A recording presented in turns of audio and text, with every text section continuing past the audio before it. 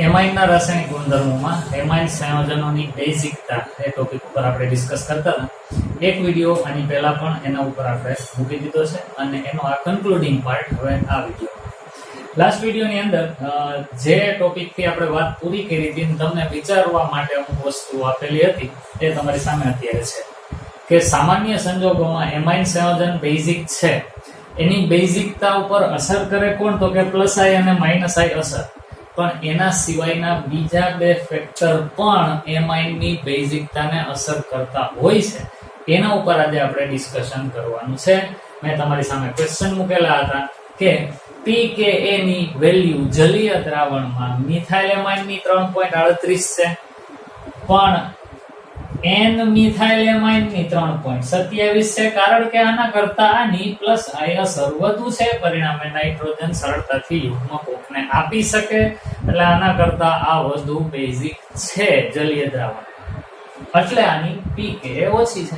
તો પછી n dimethyl n મિથેનેમાઇન એમાં તો 3 CH3 સમૂહ છે તો વધુ પ્લસ આઈ અસર છે. તો એ તો વધુ સરળતાથી યુગ્મ આપવું જોતું તું. તો એની pKb ની વેલ્યુ pKb બધાની pKb ની વેલ્યુ છે. pKb ની વેલ્યુ આના કરતા ઓછી હોવી જોતી હતી, એને બદલે છે વધુ. એની પાછળનું રીઝન શું? આ વસ્તુને અત્યારે હવે આપણે ડિસ્કસ કરવાના છીએ, જેમાં આ બે વાત પણ સામેલ થશે. તો શરૂ કરીએ આપણા આજના લેક્ચરની ડિસ્કશન. એમાઇન સંયોજનોની બેઝિકતા. એમાં પહેલા એમોનિયા અને આલ્કેનેમાઇન એની બેઝિકતાને કમ્પેર કરશું. પછી જલીય દ્રાવણમાં કઈ વસ્તુ એના ઉપર અસર કરે છે એની વાત જોશું. તો બેઝિકતા કોની? તો કે એમોનિયા અને આલ્કેનેમાઇનની બેઝિકતાની સરખામણી. તો સૌથી પહેલી વાત, આ આપણો એમોનિયા છે, એની પાસે અબંધકારક યુગ્મ હોય. જો કોઈ એસિડિક પ્રોટોન એની નજીક આવે તો દેખીતી વાત છે આ યુગ્મ એ પ્રોટોનને આપે, એટલે આપણને એમોનિયમ આયન મળે. આ જે એમોનિયમ આયન છે એ એમોનિયા બેઝિક છે. વિસાબિતી આપે શું કામ? તો એમોનિયા એ યુગ્મ H+. હવે એનાથી આગળ આલ્કેનેમાઇન RnH2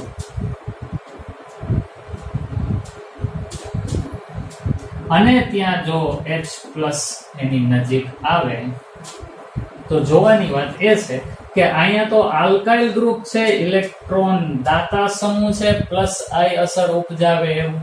અહીંયા તો નકરા હાઇડ્રોજન જ હતા. તો આ નાઇટ્રોજન H+ ને યુગ્મ આપતો તો એના કરતા આ નાઇટ્રોજન આ H+ ને વધુ સરળતાથી યુગ્મ આપશે. શું કામે? તો કે આ નાઇટ્રોજન ને તો આ બાજુથી યુગ્મો મળે છે, પરિણામે ઇઝીલી યુગ્મ ડોનેટ કરશે. એટલે આમાંથી સરળતાથી આપણને RnH3+ એવું સંયોજન બનશે. તો અહીંયા આપણે એમ કહી શકીએ કે એમોનિયા કરતા આલ્કેનેમાઇનમાં આલ્કાઇલ સમૂહ પ્લસ આઈ અસર ઉપજાવતો હોવાથી આલ્કેનેમાઇન ની બેઝિકતા એમોનિયા કરતા વધુ હોય. એકદમ સિમ્પલ વાત છે. અને એમાં પણ પ્રાથમિક થી તૃતીયક તરફ જાવ તો બેઝિકતા પાછી વધે. કઈ રીતે? જુઓ, માની લ્યો કે હું આમ લખું CH3NH2 તો આ પ્રાથમિક એમાઇન થયો.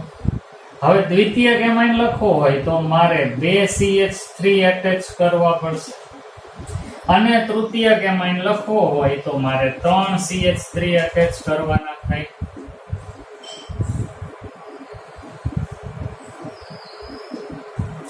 તો જોઈ શકાય કે અહીંયા એક જ પ્લસ આઈ અસર ઉપજાવતો સમૂહ છે.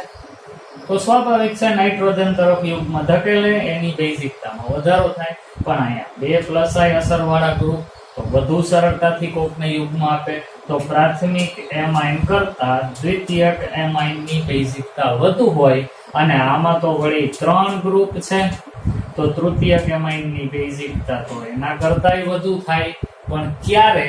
તો કે આ નિર્જલ માધ્યમમાં હોય તો.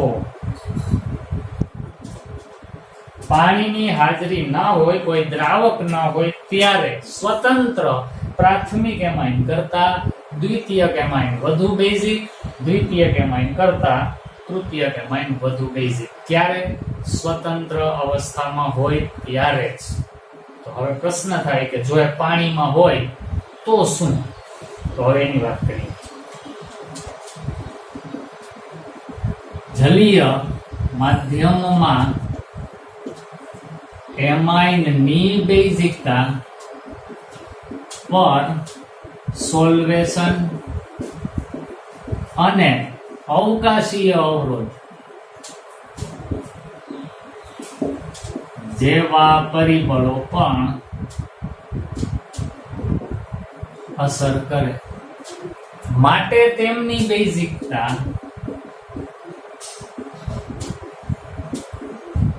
ધારણા કરતા જુદી આવે. એટલે આપણે ફોર્મ ધારણા કરતા હોય પ્રાથમિક કરતા દ્વિતીયક વધુ બેઝિક, દ્વિતીય કરતા તૃતીયક વધુ બેઝિક, એ સાચું ક્યારે? નિર્જલ માધ્યમ હોય તો. પણ જો એને તમે પાણીમાં ઓગાળી અને આ વાતને ડિસ્કસ કરવા માંગતા હોય તો પછી આ બે પરિબળો સોલ્વેશન અને અવકાશીય અવરોધ, એ બે વસ્તુ આના ઉપર ઇફેક્ટ કરે છે. એટલે આપણી ધારણા કરતા જુદા પરિણામો મળે છે. તો કઈ રીતે એ ઇફેક્ટ કરતા હશે જોઈએ. માની લો કે આપણે કોઈ પણ આલ્કાઇલ એમાઇન લઈએ, આ RnH2, અને એમાં અહીંયા અબંધકારક યુગ્મ. માની લો કે આ ભાઈ બેઝ તરીકે વર્તે છે, તો એ કરશે શું? તો કે ભાઈ એ H+ ની સાથે જોડાશે અને RnH3+ બનશે. આ RnH3+ હું લખી જ દઉં, RnH3+. પ્રાથમિક એમાઇન H+ સાથે જોડાય, RnH3+ બની. આ RnH3+ બન્યા પછી જો એ સ્ટેબલ રહે તો એનો અર્થ એવો થયો કે આની બેઝિક પ્રબળતા સારી. પણ આમાંથી પાછું H+ નીકળીને આનું આજ બની જતું હોય તો બેઝિકતા ઓછી. આ વાત પહેલા તમારા મગજમાં ક્લિયર રહેવી જોઈએ. તો અહીંયા આ પ્રાથમિક એમાઇનમાંથી બનતો એમોનિયમ આયન જલીય દ્રાવણમાં કેટલો સ્ટેબલ છે એના ઉપર એની બેઝિકતાનો આધાર છે. હવે તમે જોવા જાવ ને તો આને પાણીમાં નાખો તો આ કેટલા પાણીના અણુથી જોડાઈ શકે એમ છે, વિચાર કરો જી. આ H છે તો એ ઓલા પાણીના O સાથે આંતરાણુય હાઇડ્રોજન બંધથી જોડાય, એટલે અહીંયા એક OH2 જોડાઈ શકે, અહીંયા પણ એક OH2, H2O સમજો ને, પણ મારે O થી જોડાયેલું બતાવવું છે એટલે, અને અહીંયા એક H2O જોડાઈ શકે. આ તો આલ્કાઇલ ગ્રુપ છે ને, અહીંયા તો પાણી આવે નહીં. આનો અર્થ એવો થયો કે અહીંયા 3 પાણીના અણુ આની સાથે જોડાણ, એટલે આનું સોલ્વેશન 3 પાણીના અણુથી થયું. કોનું? પ્રાથમિક એમાઇન માંથી જે એમોનિયમ આયન બનતો તો એનું સોલ્વેશન આટલું થયું. હવે હું દ્વિતીયક એમાઇન બતાવું છું. જો દ્વિતીયક એમાઇનમાં RnR, અહીંયા H અને અહીંયા H અને આ પ્લસ. તો આમાં કેટલા પાણીના અણુ જોડાઈ શકશે? દેખીતી વાત છે, જ્યાં હાઇડ્રોજન હોય ત્યાં પાણી જોડાય, એટલે અહીંયા OH2 અને અહીંયા OH2, એટલે બે જ જોડાણ. તો ભાઈ પ્રાથમિક કરતા દ્વિતીયકનું સોલ્વેશન ઓછું થયું, અને એમાંય હજી પાછું જો તમે તૃતીયક બતાવવાના હોય તો એમાં તો એક જ હાઇડ્રોજન દેખાય છે, તો એનું તો સોલ્વેશન સાવ ઓછું થશે. તૃતીયક તો સોલ્વેશનની બાબતમાં લખીએ ને તો પ્રાથમિકની સૌથી વધુ, દ્વિતીયકની એનાથી ઓછી, તૃતીયકની એનાથી ઓછી. તો સમજો વાતને, ધ્યાનથી સમજજો. જેમ સોલ્વેશન વધુ એમ આની સ્ટેબિલિટી વધુ. જો ભાઈ આ ધન આયન વધુમાં વધુ પાણીના અણુઓથી ઘેરાય ને, એટલે સોલ્વેશન જેનું વધુ થાય ને એવા ધન આયનની સ્ટેબિલિટી જાજી. અને જો આની સ્ટેબિલિટી વધુ હોય તો આ વધુ બેઝિક છે એવું સાબિત થાય. પ્રક્રિયા કરતા નિપજ વધુ સ્ટેબલ હોય તો સમજવાનું કે આ એમોનિયા એ યુગમાં આપીને જે પરિસ્થિતિમાં અત્યારે એમોનિયમ આયન બનાવ્યો છે વધુ સ્ટેબલ છે, તો આને આપેલું યુગમાં એ અપાયેલું જ રહ્યું, એટલે આની બેઝિક પ્રબળતા સારી. આ ભાઈ સમજવાનું થશે, ખાલી સાંભળવાથી નહીં આવે. તો પ્રાથમિક એમાઇન માંથી બનતો એમોનિયમ વધુમાં વધુ સોલ્વેશન પામે છે, પરિણામે એની સ્ટેબિલિટી વધુ છે. તો આના ઉપરથી તો એવું કહેવાનું થાય કે પ્રાથમિક એમાઇન વધુ બેઝિક છે. કેમાં? જલીય માધ્યમ.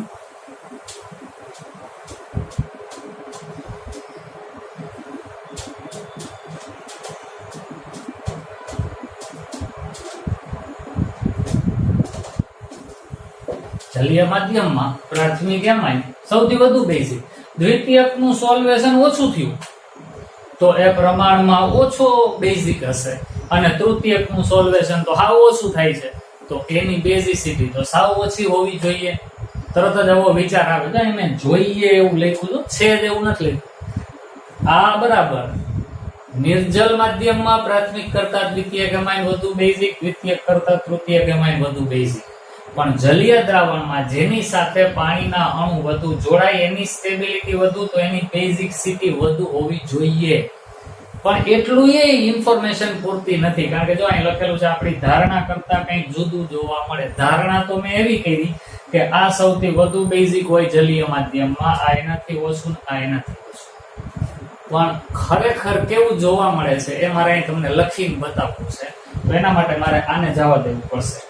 જરૂર પડે તો વિડીયો પોઝ કરી આટલું લખી લો, એટલે મારે આને ક્લિયર કરવું છે. ઓકે, તો જલીય માધ્યમમાં કયું પરિબળ હજી અસર કરે? તો ભાઈ એ છે અવકાશીય અવરોધ.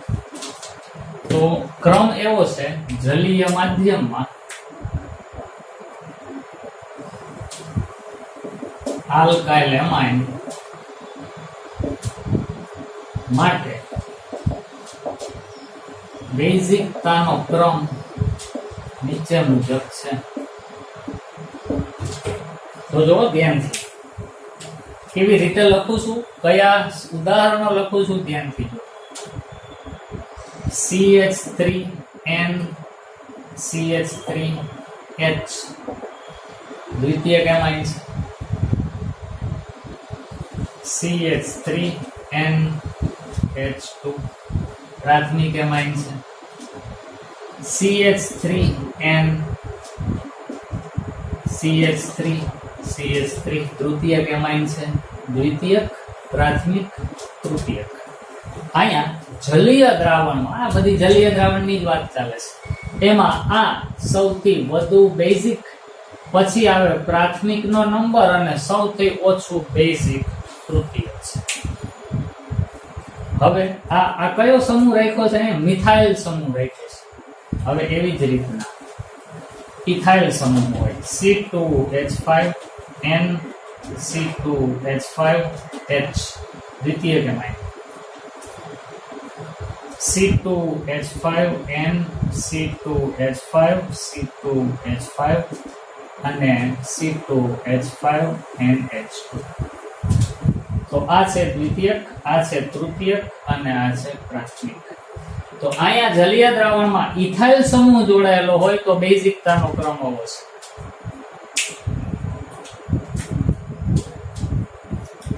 તો જો બદલાઈ ગઈ આપણી ધારણા પ્રમાણે, આ મિથાઇલ સમૂહ હોય ત્યારે દ્વિતીયક એમાઇન સૌથી પ્રબળ બેઝ જલીય દ્રાવણમાં, એનાથી થોડોક નબળો પ્રાથમિક અને સૌથી નબળો તૃતીયક. પણ ઇથાઇલ સમૂહ વાળા એમાઇન હોય તો દ્વિતીયક સૌથી પ્રબળ બેઝ, તૃતીયક એનાથી નબળો અને પ્રાથમિક સાવે નબળો. શું કામે? તો કે અહીંયા બે પરિબળો અલ્ટરનેટ અસર કરે છે. એક તો પ્લસ આઈ અસર તો છે જ, પણ એના ઉપરાંતનું પરિબળ સોલ્વેશન. તો સોલ્વેશન તો તૃતીયકનું સૌથી જાજુ થાય, પણ તૃતીયકનું સૌથી ઓછું થાય, એટલે એની બેઝિકતા સૌથી ઓછી. અને પ્રાથમિકનું સૌથી જાજુ થાય તો એની બેઝિકતા સૌથી વધુ હોવી જોતી હતી, પણ ત્યાં પાછો મિથાઇલ સમૂહ એક જ છે એટલે બેઝિકતા ઘટે. તો તમારે વિચારવાનું છે કે અહીંયા પ્લસ આઈ અસર છે એટલે બેઝિકતા છે, ઈ ઓછી છે પણ સોલ્વેશન જાજુ થાય છે, તો પ્લસ આઈ અસર અને સોલ્વેશન આ બે પરિબળોની સંયુક્ત અસરને કારણે આની જલીય માધ્યમમાં બેઝિકતા સૌથી ઓછી હોવી જોતી હતી, છતાંય સૌથી ઓછી નથી, વચ્ચે છે. એવી જ રીતના અહીંયા ઇથાઇલ સમૂહ જોડાયેલા હોય તો તૃતીયક એમાઇનની બેઝિકતા મુક્ત સ્વરૂપમાં જાજી પ્લસ આઈ અસરને કારણે સૌથી વધુ હોવી જોતી હતી, પણ છતાંય એ સૌથી વધુ નથી, વચગાળાની છે. તો આના ઉપરથી આ વિધાન હવે તમારા મગજમાં બેસશે કે ધારણા પ્રમાણે આમાં નથી. તો હવે પ્રશ્ન એ થાય કે સર, તો આપણે આપણી મેળે નક્કી ના કરી શકીએ જલીય માધ્યમમાં કોની બેઝિકતા વધુ ને કોની ઓછી? જવાબ છે ના. તમારી પાસે માહિતી હોય કોકે કીધેલી કે જલીય માધ્યમમાં આની બેઝિકતાનો ક્રમ આવો ને આની બેઝિકતાનો ક્રમ આવો, તો એ તમારે યાદ જ રાખવું પડે. હા, બિનજલીય માધ્યમમાં બેઝિકતાની કમ્પેરિઝન કે તો તમે પ્લસ આઈ અસરને આધારે એને ચડતા ઉતરતા ક્રમમાં ગોઠવી શકો, પણ જલીય માધ્યમમાં તમારી મેળે તમે એમાઇનની બેઝિકતા ક્યારેય નહીં કહી શકો. ચોપડીમાં કીધું હોય એ ક્રમ યાદ રાખવો પડશે. તો હવે એને યાદ કેમ રાખવો એ પણ કહી દઉં. જો મિથાઇલ સમૂહ જોડાયેલા હોય ને તો ક્રમ છે 213, આંકડો યાદ રાખો ને 213. ઇથાઇલ સમૂહ જોડાયેલા હોય ને તો ક્રમ છે 231.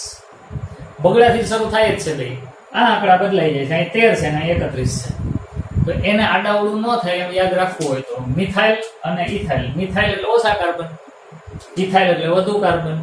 શરૂઆત તો બગડાથી જ થાય. આ 13 ને આ 31. ઓછા કાર્બન વાળામાં ઓછો આંકડો 13, વધુ કાર્બન વાળામાં વધુ આંકડો 31. આમ કરીને યાદ રાખો એટલે તમને આલ્કાઇલ એમાઇનની જલીય દ્રાવણમાં બેઝિક પ્રબળતાનો ક્રમ યાદ રહી જશે. તો આ ફરજિયાત યાદ રાખવું પડશે, કારણ કે આમાં કોઈ એક પરિબળથી બેઝિકતા નક્કી નથી થતી. આમાં પ્લસ આઈ અસર, સોલ્વેશન અને અવકાશીય અવરોધ આ ત્રણેય પરિબળો અસર કરે છે. એટલે આમાં આપણી બુદ્ધિ કામ નહીં આવે. આ પ્રાયોગિક પરિણામો છે, એને આપણે યાદ જ રાખવું પડશે. ચાલો, આટલું લખી લ્યો. પછી હવે એમોનિયા અને એરાઇલ એમાઇનની બેઝિકતાની સરખામણી કરીએ. હા, એક વાત નક્કી છે કે બધાય એમોનિયા કરતા આલ્કેન એમાઇન વધુ પ્રબળ બેઝ હશે, એમનેમ હોય કે જલીય દ્રાવણ.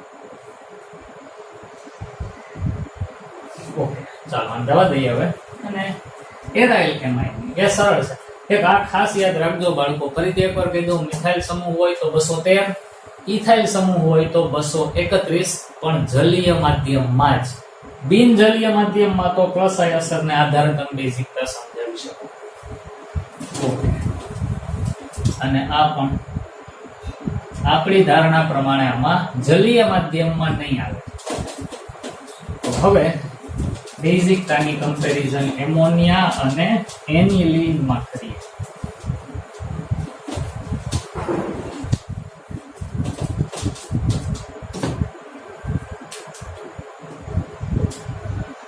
એનિલીન અથવા તમે એને એરાઇલ એમાઇન એવો વર્ક પણ આખો કન્સિડર કરી શકો. તો વળી પાછું NH3 H+ સાથે પ્રક્રિયા કરે તો એમાંથી NH4+ બને, એટલે આ એમોનિયા તો બેઝિક હતો. હવે એની સરખામણી કરવી છે આપણે એનિલીન સાથે.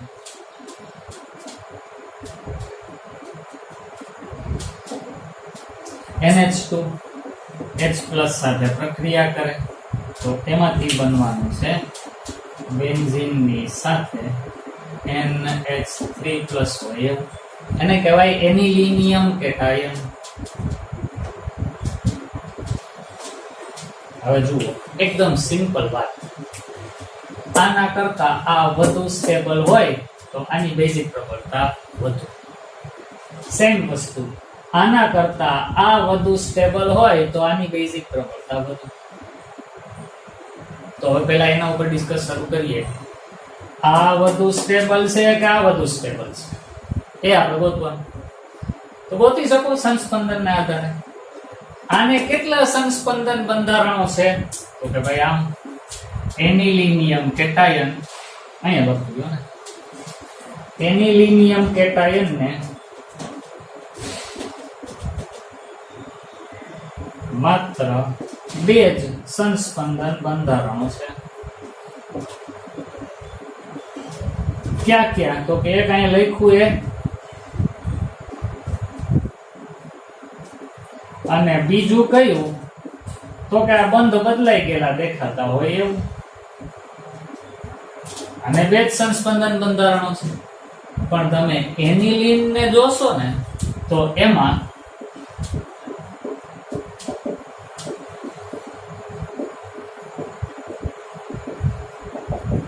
પાંચ સંસ્પંદન બંધારણો છે.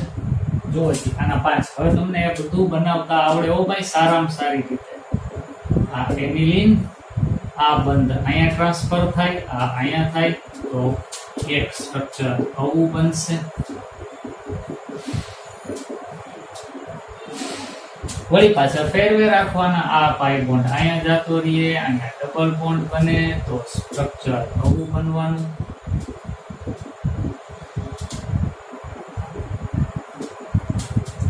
વળી પાછું બદલો. આ પાઈ બોન્ડ અહીંયા જતો રહીએ, અહીંયા ડબલ બોન્ડ બનાવે તો સ્ટ્રક્ચર આવું બને.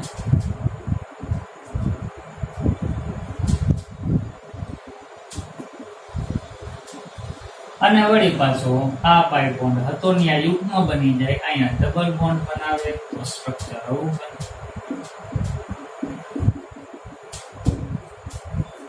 તો આને 2 જ સંસ્પંદન બંધારણો હતા, પણ એનિલિન ને કેટલા સંસ્પંદન બંધારણો છે? 5. તો આમ એનિલિન ને એનિલિનિયમ કેટાયન કરતા વધુ સંસ્પંદન બંધારણો હોવાથી એનિલિન વધુ સ્થાયી છે. અને એનિલિન પોતે જ વધુ સ્થાયી હોય એનો મીનિંગ જ એવો થાય કે એને આવું થવું ગમતું નથી. પરિણામે નાઇટ્રોજન આને યુગ્મ આપવાનું પસંદ નહીં કરે. પરિણામે આ એનિલિનની બેઝિકતા ઘટશે. તો આથી એનિલિન એ એમોનિયા કરતા ઓછો બેઝિક છે. અને એટલે જ એમોનિયાની પીકેબી 4.75 હતી. પણ એનિલિન ને એનિલિનના વ્યુત્પન્નોમાંથી અમુકની તમે પીકેબી જોશો ને તો એ 4.75 થી ઘણી વધુ તમને જોવા મળશે. અંદાજિત 8 ની આવે. એની પાછળનું રીઝન છે કે આ પોતે યુગ્મ H+ ને આપવાને બદલે પોતાના બેન્ઝીન રિંગમાં ફેરવવાનું પસંદ કરે. હવે અહીંથી યુગ્મ અહીંયા જાતું રહે તો નાઇટ્રોજન પાસે તો યુગ્મ જ ના રહે. યુગ્મ ના હોય તો H+ ને આપી જ ના શકે. આપી ન શકે તો બેઝિકતા ઓછી થઈ કહેવાય. તો આના ઉપરથી એક વાત સાબિત થઈ કે એમોનિયા કરતા એનિલિન ઓછું બેઝિક છે. એમોનિયા કરતા આલ્કાઇલ એમાઇન વધુ બેઝિક છે.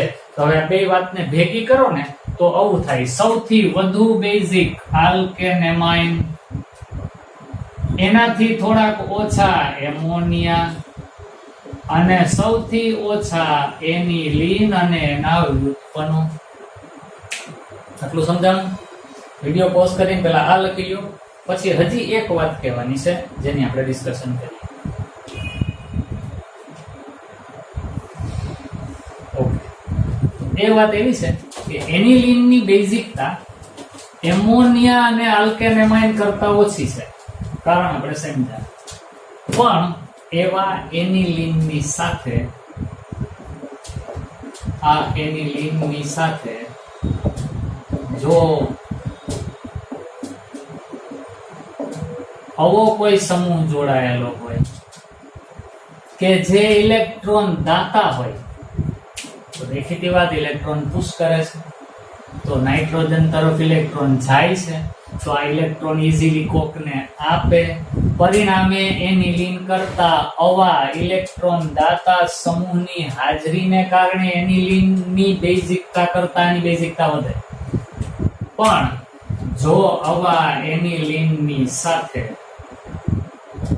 આવા કોઈ સમૂહ જોડાયેલા હોય કે જે ઇલેક્ટ્રોન આકર્ષવાનું કામ કરે છે, તો પરિણામે એ ઇલેક્ટ્રોનને પોતાની તરફ ખેંચે તો આ યુગ્મ તો આ બાજુ આવે તો આની બેઝિકતા ઓછી, એટલે એનિલીન સાથે ઇલેક્ટ્રોન આકર્ષક સમૂહ